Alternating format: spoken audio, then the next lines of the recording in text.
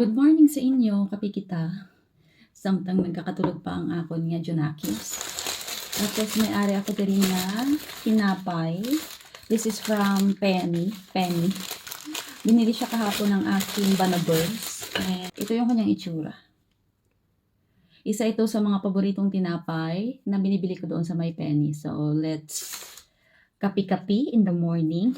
Kasi kami lang dalawa dito ng aking Junakis. Ito yung kanyang itsura. Yung lasa niya is dulce or matamis. Pero of course, diabetic na tayo for today's video. Isasawsaw ko siya sa aking kape. Mahilig kasi ako sa matatamis kaya instead na pumayat ako, is lalo pa akong tumataba. Iba talaga kapag nagkakape ka every morning.